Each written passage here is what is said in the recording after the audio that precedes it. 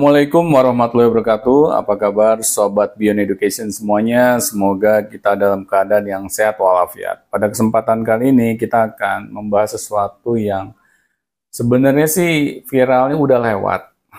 Tetapi di sini ada sesuatu yang kayaknya perlu kita bahas agar hal ini bisa menjadi pembelajaran bagi kita semua. Apa nih Pak Afi yang ingin kita bahas, Pak? Baik, ini saya menerima video ya di gadget saya. Seorang guru honorer nyambi jadi pemulung. Jadi dia kalau dilihat dari usianya sih kayaknya sih udah di atas 50 ya, memang agak tua. Terus sambil bawa, jadi pulang sekolah nih ngajar masih pakai batik nih, pulang pakai batik terus langsung mulung. Jadi bawa ini Pak, bawa bungkus kayak bungkus bukan bungkus, kayak karung beras gitu. Gede gitu kan. Itu buat pemulung. Nah, terus yang bikin saya terenyuh lagi pas di tengah jalan ketemu muridnya. Muridnya salaman gitu. Dia lagi pas itu udah jam pulang sekolah, dia lagi mulung gitu, Pak. Yang maksud saya ya ini kayaknya miris ya. Saya sendiri pasti sedih kalau ngeliat guru saya gitu kan, misalnya lagi di sekolah pulang ngajar, aduh bapak mulung gitu kan, bawa kardus-kardus bekas, sampah-sampah ngambil gitu kan, itu kayaknya saya pasti keluar air mata gitu Pak kalau ngeliat guru saya. Ya alhamdulillah guru saya mungkin nggak ada yang sampai jadi pemulung, tapi kan fenomena ini terjadi dan ini sempat viral. Berarti kan mungkin nggak cuma beliau aja, ini beliau ini namanya Pak Alfi. Saya rasa nggak cuma Pak Alfi doang, mungkin masih ada ratusan atau ribuan guru-guru lain yang akhirnya nyambi jadi pemulung juga, karena guru honorer di Indonesia memang gajinya kecil sekali, Pak. Ya, jadi ini Pak yang menjadi potret dunia pendidikan di Indonesia. Betapa kesenjangan sosial itu terjadi gitu kepada guru-guru kita. Mereka seperti warga kelas bawah, Pak. Ya bayangin ya, seorang guru yang mereka tuh diberikan amanah untuk mendidik anak-anak kita. Tetapi tingkat kesejahteraannya itu sangat memprihatinkan. Nah, seharusnya kan seorang guru, Pak, yang mereka tuh memiliki kewajiban untuk mencerdaskan anak bangsa ini. Seharusnya kalau menurut Pak Afi, Pak, bagaimana sih Pak kesejahteraan mereka? Apakah mereka perlu dibiarkan hidupnya sengsara, Pak? Wah, jangan Pak, jangan, maksudnya seharusnya ya idealnya gitu. Mereka itu biar bisa fokus mengajar aja gitu, jangan sampai pulang ngajar harus mulung lagi, harus ya mungkin dia harus mengais-ngais sisa-sisa makanan tuh, kayaknya menurut saya nggak layak banget gitu. Ya tapi di satu sisi mungkin kalau mereka tidak melakukan itu Pak, ya mungkin mereka juga nggak bisa bertahan hidup dengan gaji yang hanya saya pernah dengar itu ada yang 300.000 sebulan gitu kan. 300.000 sebulan, apalagi kalau berkeluarga mana cukup Pak, gitu kan. Ya ini Pak, maksud saya, kalau guru dibiarkan sengsara kehidupannya, bagaimana mereka bisa memberikan yang terbaik untuk anak-anak didiknya? Ya iya itu Pak. Jadi di dalam benaknya mereka itu pastinya bercabang, Pak. Di satu sisi mereka harus memikirkan kualitas pendidikan yang diberikan kepada anak-anak didiknya. Di satu sisi lagi mereka harus memikirkan agar dapur di rumahnya itu ngebul.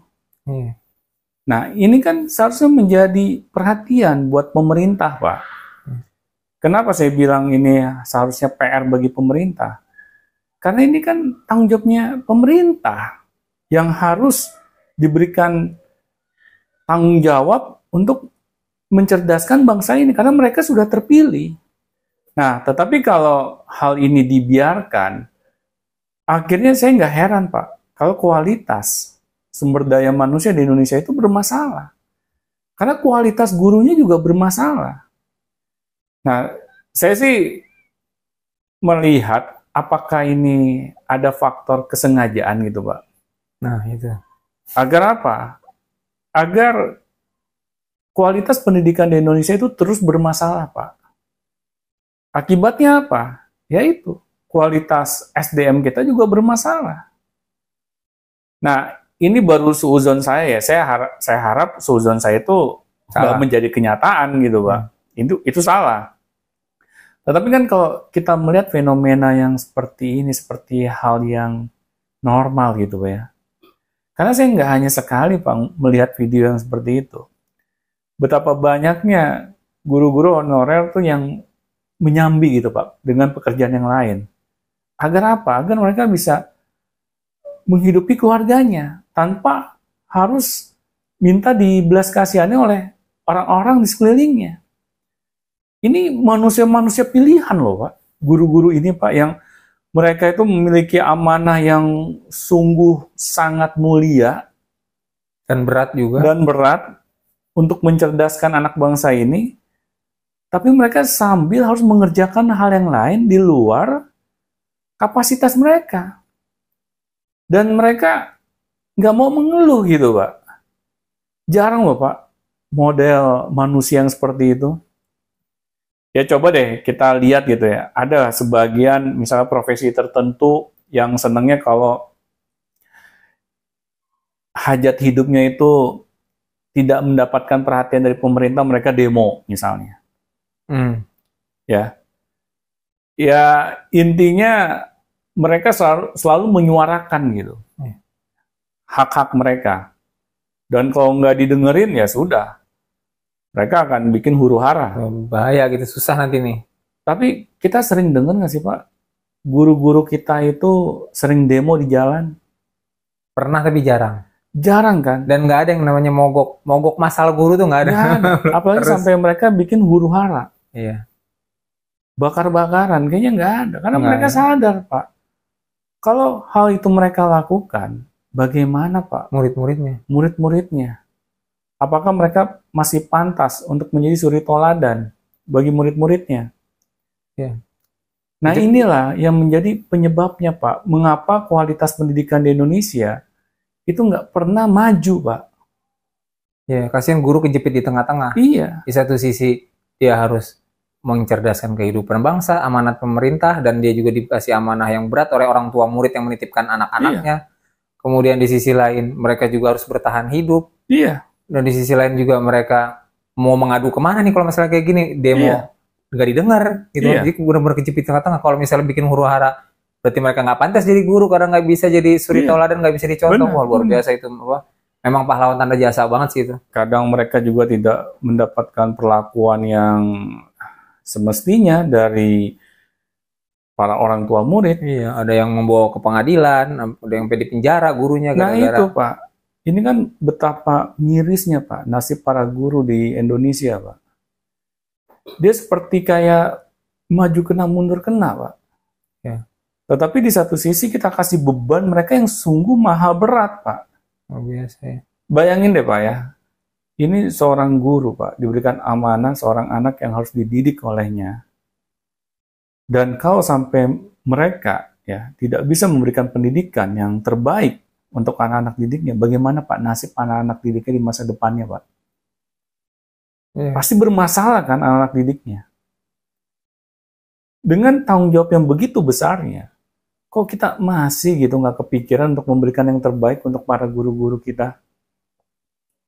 Coba bandingkan dengan misalnya guru-guru di luar negeri Pak, yang mereka tingkat kesejahteraannya itu sungguh luar biasa.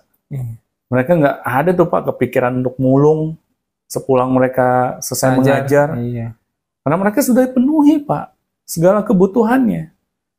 Jadi mereka hanya fokus terhadap anak-anak didiknya saja. Jadi mereka bisa benar-benar profesional gitu ya. Nah itu. Ya wajar lah ketika guru-guru itu tidak memikirkan hal yang lain ya di luar mereka mengajarnya. Akhirnya mereka bisa memberikan seluruh upayanya hanya kepada mengajar anak-anak didiknya, Pak. Iya, jadi dia benar-benar bisa fokus. Dia bisa fokus. Tetapi kalau pikirannya bercabang bagaimana, Pak? Dia masih mikirin besok mau makan apa, kan kacau, Pak. Nah, sebetulnya pemerintah kalau kita mengacu pada ketentuan yang anggaran pendidikan 20%, itu kan yang sudah dimulai sejak era zaman Pak SBY, Pak Susilo Bambang Yudhoyono tuh kalau nggak salah udah dimulai itu anggaran pendidikan 20% gitu kan. Lebih tinggi daripada anggaran presiden sebelumnya gitu. Nah, kemudian ada dana BOS, ya kan, bantuan operasional sekolah, dan ada tunjangan buat guru dan sebagainya gitu.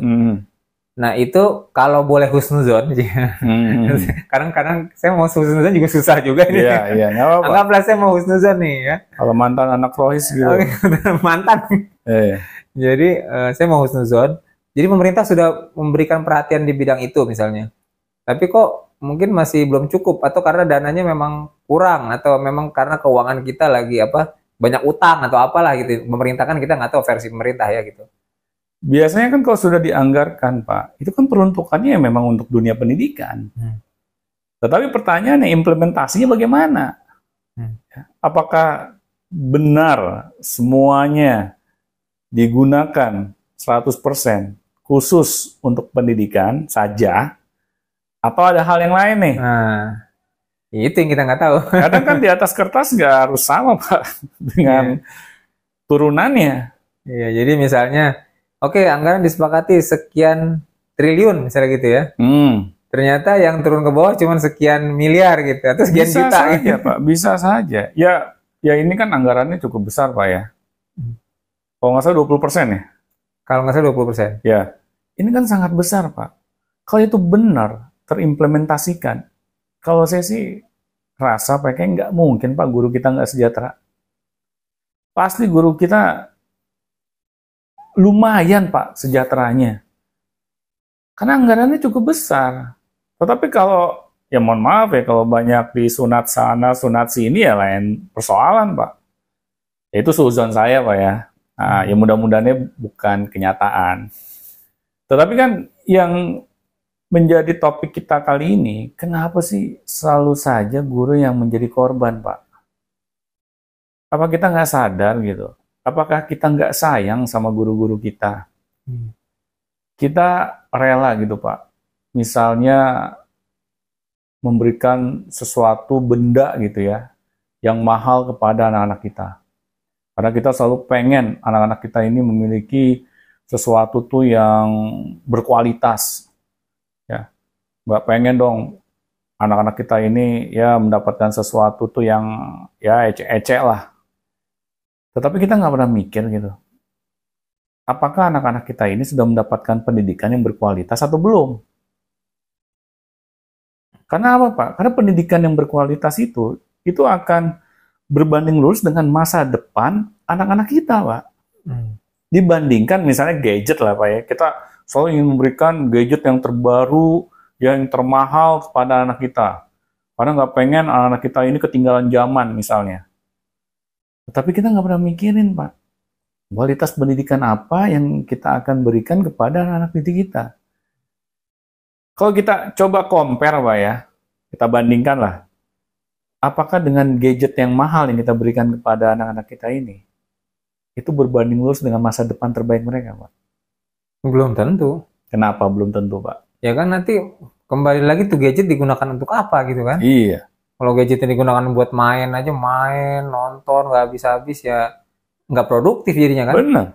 Apalagi HP yang semahal itu yang dipakai hanya untuk main game dan nonton YouTube doang. Nggak ada yang lain gitu. Nah ini kan jadi bermasalah, Pak. Malah dengan kita memberikan gadget yang termahal, yang terbaru, malah kita seperti menjerumuskan anak kita. Karena mereka sebenarnya belum pantas gitu untuk mendapatkan segala kemewahan itu. Malah yang harus kita berikan pendidikan yang berkualitas, Pak, ke anak-anak kita. Kenapa? Karena dengan pendidikan inilah mereka akhirnya memiliki ilmu, Pak, yang bisa mereka pakai untuk masa depannya. Ya masa sih para orang tua seneng gitu kalau anaknya sudah dewasa kelak masih kita disusahin gitu, Pak. Karena anak-anak kita ini nggak bisa mandiri. Karena faktor kemandirian anak, Pak, itu tergantung dari ilmu yang mereka miliki. Nah, tetapi kalau mereka tidak pernah dididik dengan benar, mereka malahan dimanjakan, bagaimana, Pak, mereka bisa menjadi orang-orang hebat di masa depannya? Karena saya nggak pernah dengar, Pak ya, anak-anak yang sukses di masa depan itu anak-anak yang tadinya dimanjakan, Pak. Pernah nggak Pak Afi dengar, Pak? Nah ini, tapi kadang orang tua salah kaprah gitu.